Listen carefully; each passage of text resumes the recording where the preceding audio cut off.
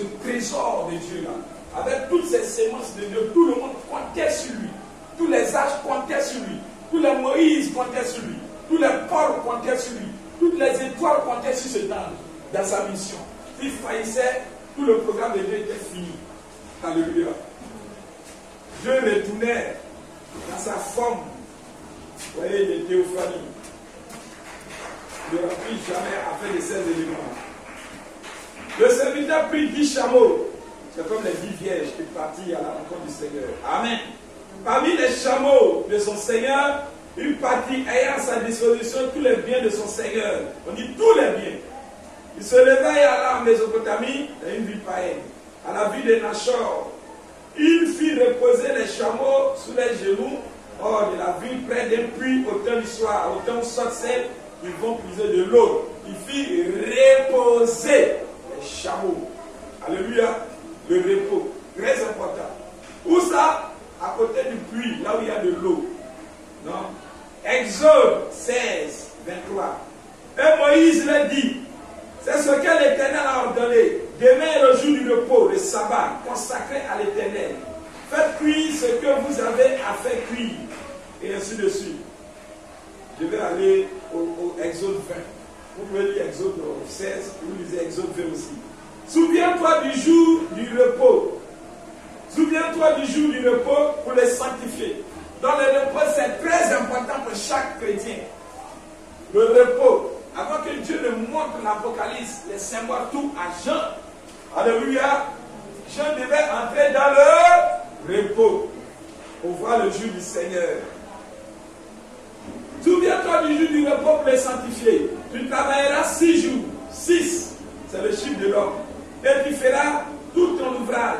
Mais le 7e jour est le jour du repos de l'Éternel ton Dieu. Tu ne feras aucun ouvrage, ni toi, ni ton fils, ni ta fille, ni ton serviteur, ni ta servante, ni ton bétail, ni l'étranger qui est dans tes portes.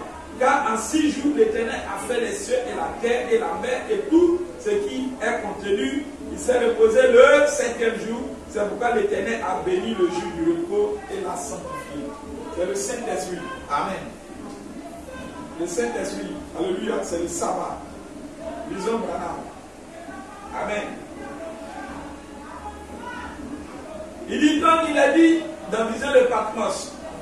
Branham dit, Vision de Patmos, chapitre 2. Il a dit que Jean a été gravi en esprit au jour du Seigneur. Oh là là, voilà un verset qui suscite bien des débats. Il n'est ni utile ni nécessaire d'en susciter, qu'il en suscite, mais que certains le voient tout simplement parce que la parole dit.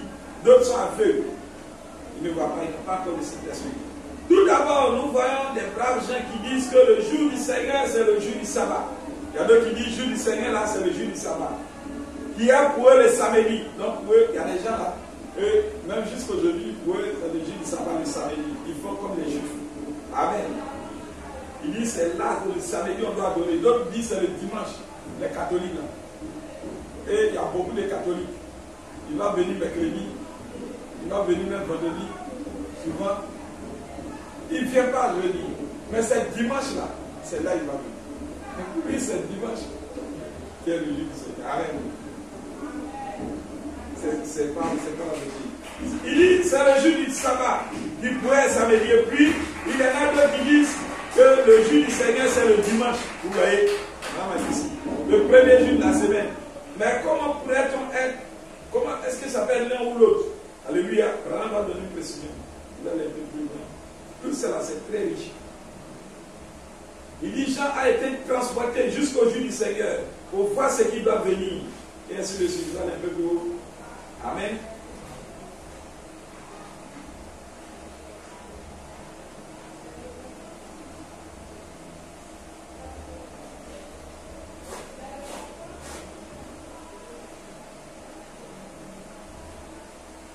Branham dit,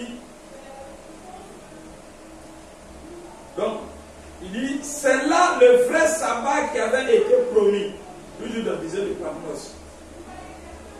Il dit ainsi, quand ils ont été remplis du Saint-Esprit, ils ont cessé leurs œuvres mondaines. Alléluia. Quand donc tu rentres en Christ, alléluia, Alléluia, les anciennes vies, l'ancienne vie, les anciennes actions. Alléluia, tout ça est terminé. Donc quand il parlait, ce n'était pas un langage naturel. Alléluia. Mais ceux qui étaient sous la loi, dans l'Ancien Testament, dans l'Homme, alléluia, Dieu leur a donné une image. Alléluia. Une image de ce que c'est que le repos. Dieu a typifié, il a symbolisé ça. Alléluia. La Bible, c'est Christ, c'est une personne. Alléluia. Mais Dieu typifie la Bible là, ça, en l'air. Dieu typifie la Bible là en pyramide. Alléluia. Dieu typifie la Bible là dans l'espace, le zodiaque. Alléluia. C'est symbole, c'est ombre. Mais la Bible véritable, c'est qui? Ce n'est pas le Seigneur Jésus-Christ. Alléluia. C'est lui qui est la Bible. De Genèse jusqu'à l'Apocalypse là. C'est le Seigneur Jésus-Christ. Amen. C'est lui qui est la Bible. C'est lui qui est le message. Le message, ça veut dire la Bible. Bible. Ça veut dire le message. Le message et la Bible, ce n'est pas deux choses différentes. Grand 1, grand 2. La Bible, c'est Jésus-Christ. Mais Jésus-Christ voilé. Amen. Jésus-Christ en symbole. C'est ça qui est la Bible. Amen. Message là, c'est Jésus-Christ révélé. Il dit voilà. Genèse jusqu'à l'Apocalypse là. Celui qui était dans les prophètes, celui qui donnait les symboles, les symboles, les animaux, ceci, cela. Alléluia. On appelle ça Jacob. Il fait ceci, ses actions, Abraham, ses actions, tout ça là. Dans l'évangile, les 14 évangiles, l'acte du Saint-Esprit, tout ça là, il dit c'est moi Jésus-Christ. Alléluia. Et quand Abraham vient, il prêche le message, je dévoile le message. C'est Jésus-Christ dévoilé. La Bible là, et le message, ce n'est pas deux choses différentes. La même chose. Amen. Ça c'est le son. Alléluia.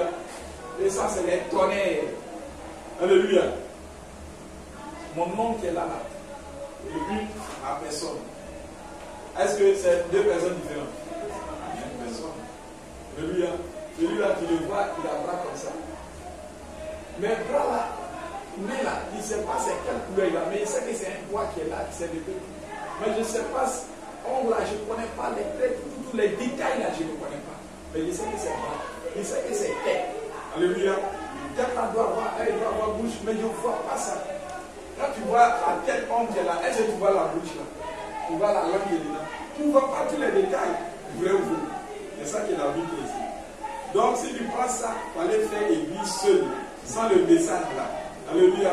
C'est comme si tu prends mon nom. Donc tu n'auras pas tous les détails. Alléluia. En d'autres cas, tu peux être trompé facilement par le diable. Le diable peut venir dire non, c'est que si tête là, il y a œil ici, mais œil là, ça y est en bas. Alléluia. Qu'est-ce qu'il prouve? Tu ne sais pas si c'est vrai ou si c'est faux. Il va dire bouche, il y a une bouche là. Peut-être il y a une bouche là, ça y est derrière. Alléluia. Tu vas te tromper. Si tu penses ça seulement, tu seras trompé. Mais quand tu as le message, alléluia, et oui, tu as la Bible là. Quand tu lis un symbole, tu vois ça dans le message. Ce que Branham a dit au sujet de ça, tu dis, ah, c'est ce que ça veut dire vraiment. Donc c'est ce que Jésus a fait. De l'Ancien Testament jusqu'au Nouveau Testament, alléluia, ça c'est une ombre. Même ce que Paul a donné comme détail au sujet de l'Ancien, tout ça, ce sont des ombres. Donc il dit quand le parfait viendra. Alléluia. Et quand Branham est venu, il a envoyé la véritable lumière. Amen. Que Dieu soit béni à jamais. Je lis ça et puis on va passer à la parole du jour. Regardez. Le Saint-Esprit